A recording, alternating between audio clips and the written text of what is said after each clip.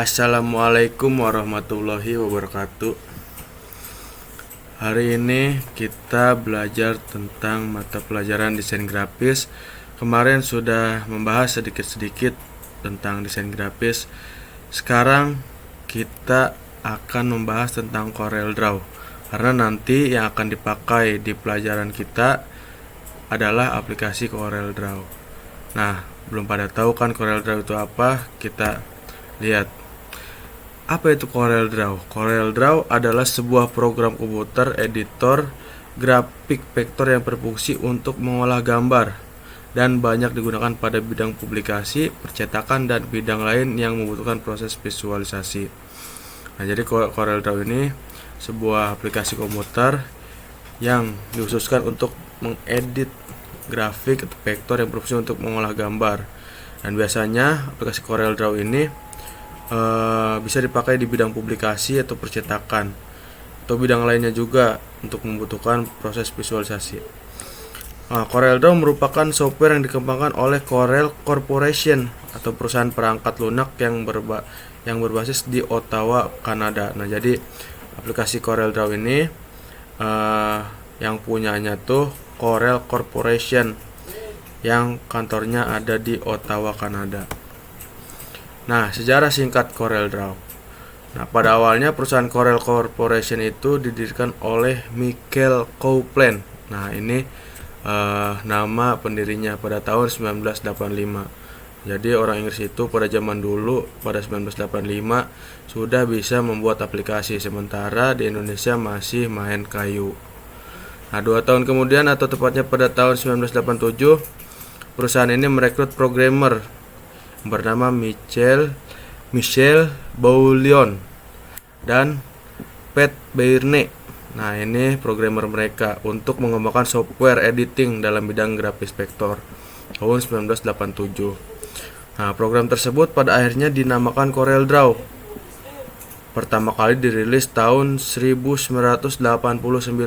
Nah, di Kanada tuh tahun 1989 versi awal CorelDRAW 1.0.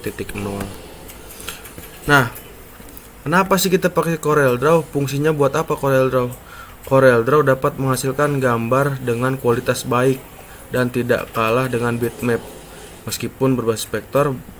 Nah, ini salah satu fungsi-fungsi dari CorelDRAW. Yang pertama, bisa membuat desain logo.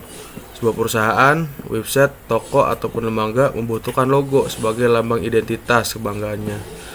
Nah, jadi pertama bisa buat desain logo. Kedua yaitu membuat desain brosur, poster, atau undangan. Nah, dengan CorelDRAW kamu bisa membuat desain yang lebih menarik, apalagi dengan banyak pilihan font atau huruf yang bisa dikombinasikan dengan gambar beragam warna. Nah, selanjutnya yaitu bisa membuat desain sampul buku di CorelDRAW juga. Nah, sebuah buku akan terlihat menarik jika covernya juga menarik.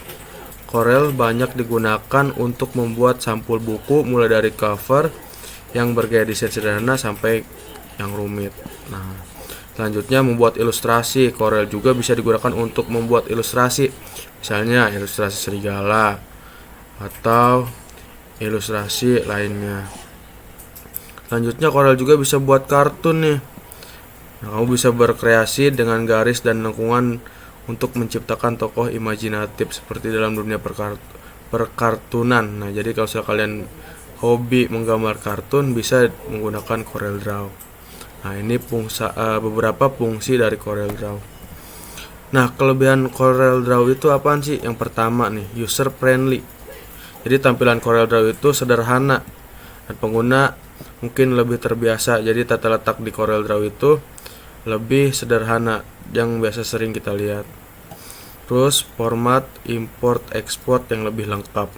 Jadi CorelDRAW ketika kita menyimpannya bisa di-save dengan berbagai macam jenis file. Nah, selanjutnya resolusi yang tinggi. CorelDRAW menyediakan resolusi atau kapasitas gambar yang besar. Ukurannya mulai dari inci, milimeter, sentimeter. Nah, jadi resolusi dari CorelDRAW itu bisa sangat tajam. Jika di zoom dia nggak akan pecah si gambarnya.